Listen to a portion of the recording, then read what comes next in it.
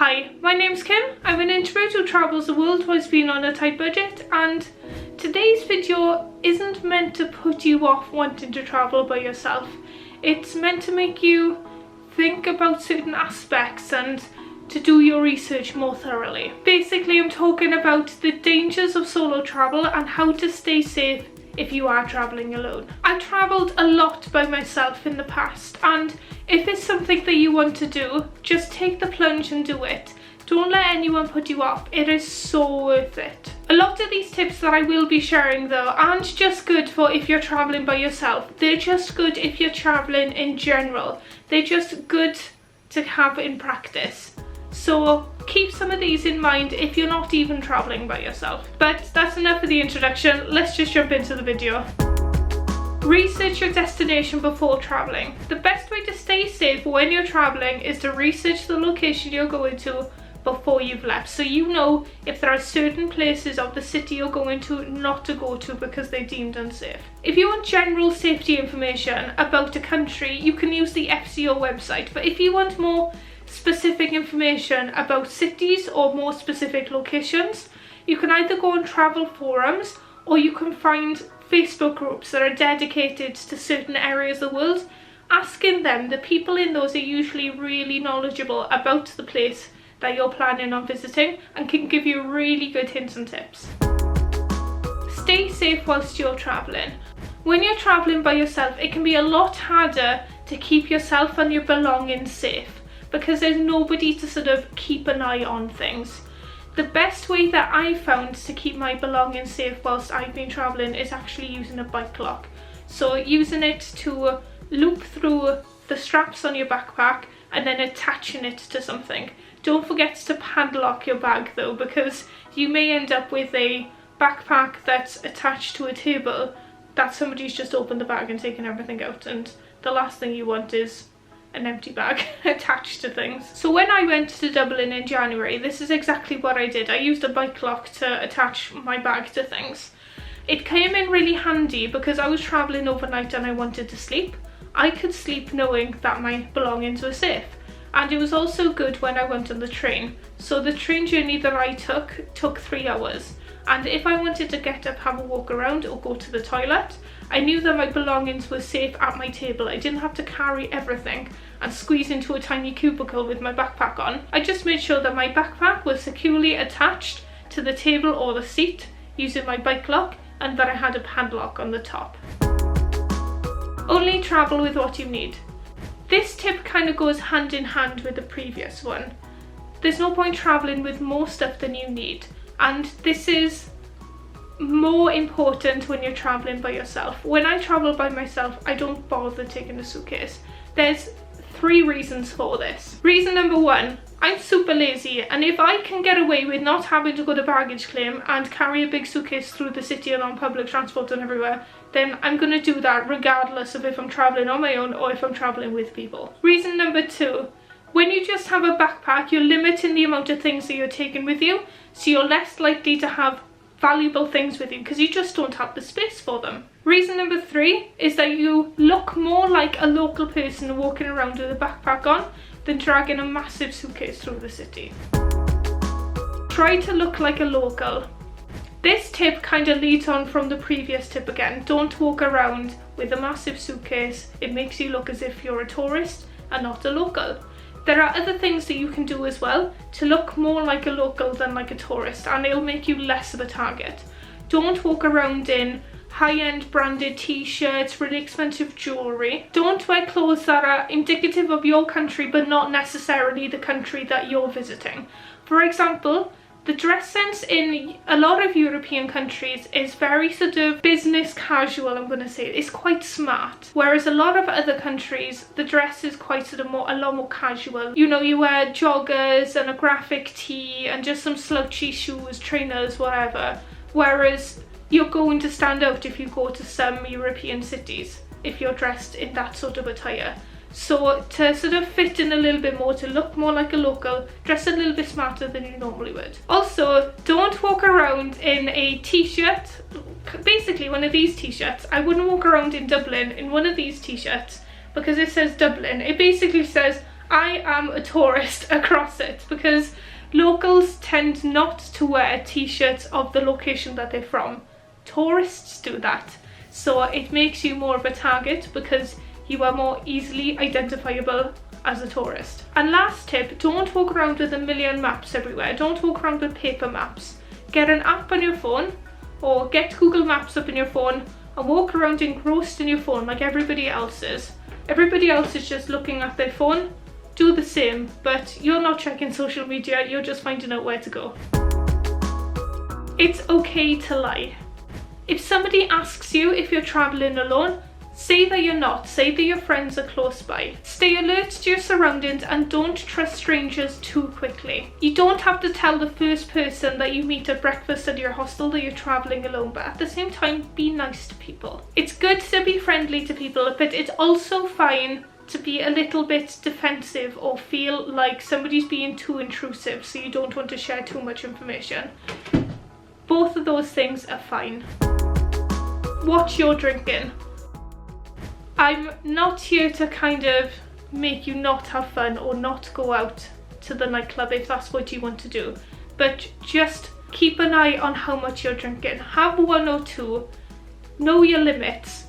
Don't rely on other people to keep you safe when you're travelling alone, and keep an eye on your drink. If you want to go out and experience the nighttime in the city that you're at, maybe have a chat with the receptionist at your hostel or hotel.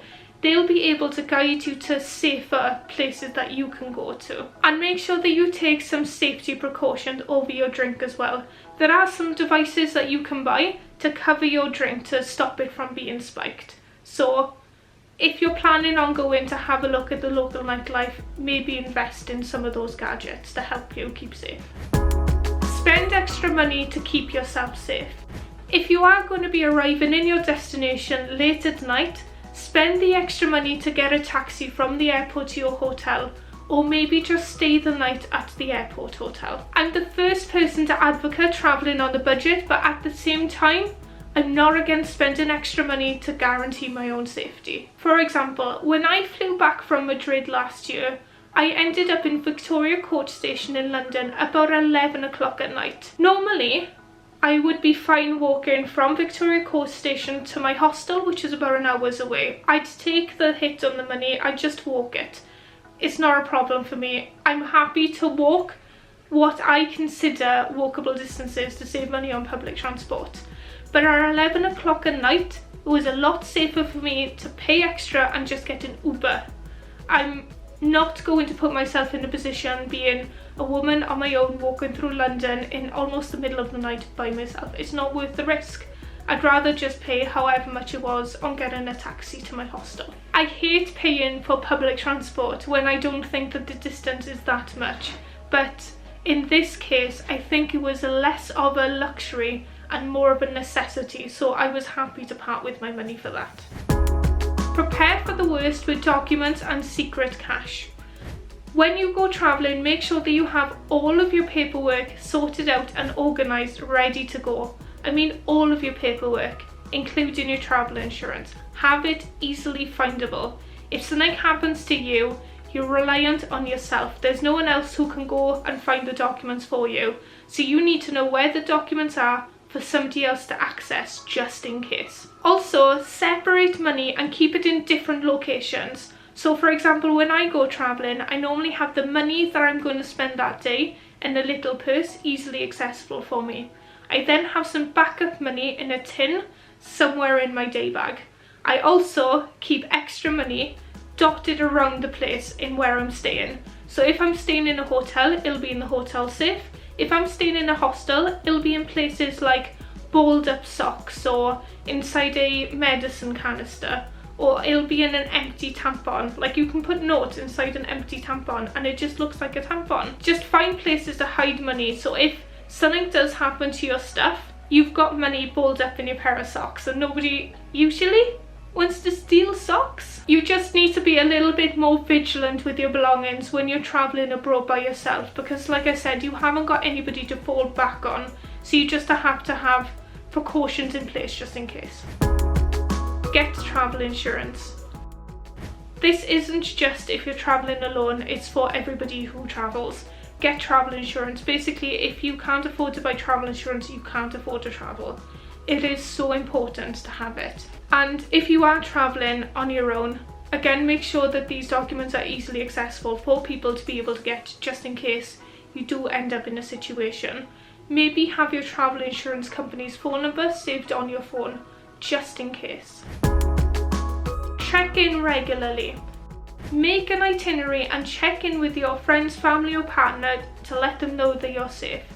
If your itinerary changes, make sure you let them know that the itinerary has changed and tell them what is happening now. The worst thing you want to happen is that something happens, you don't get in contact with your friend, they alert authorities that you haven't checked in, they try and find you, but you're not there anymore. For example, you were meant to be in Austria for another night, but you went to Germany a day early. You didn't tell anyone, and now nobody can find you because they're looking in Austria for you and you're in Germany. So it's really important to update people with your travel plans and stay in contact with people, because if you can't let people know you're not safe, at least they can let people know on your behalf. This video isn't meant to be all doom and gloom. It's basically meant to make you think about some extra precautions that you may need to take when you travel by yourself. Don't not travel by yourself because of this video. Go like, oh my gosh, that sounds so scary. I don't want to travel by myself now because Kim has just made it sound like a nightmare.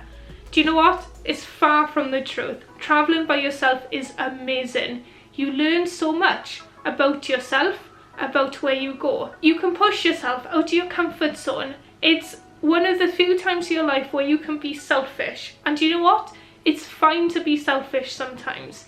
You can go where you want to go, whenever you want to go, and not have to rely on other people or ask other people, oh, do you want to go here for dinner? Do you want to go there in the day? You go where you want to go. And being selfish is fine. It's actually really freeing. I hope you found the tips in this video useful and you can use them on your next trip. Let me know if you've ever travelled solo before, or if you're thinking about travelling solo in the future, and if there are any tips that I've missed off this list. I'd really like to know. I release short form informative travel information videos every Wednesday on IGTV, so make sure to go follow me on Instagram at awkwardlykimtravel. Every Monday and Friday at 6 PM UK time, I live stream on this channel. We do a lot of things, including travel quizzes, so if that sounds like fun, join in. And every Monday and Friday at 7 PM, I release a new informative travel video, so don't forget to subscribe and ring that notification bell so you know every time I go live and I release a video. If you want to see a video of me travelling by myself in Dublin, Ireland, I'll put that video here. And if you want to see a video of me travelling by myself in Madrid, Spain, I'll put that video here. But I hope you enjoyed. I'll see you again. Enjoy your life. Ta-da!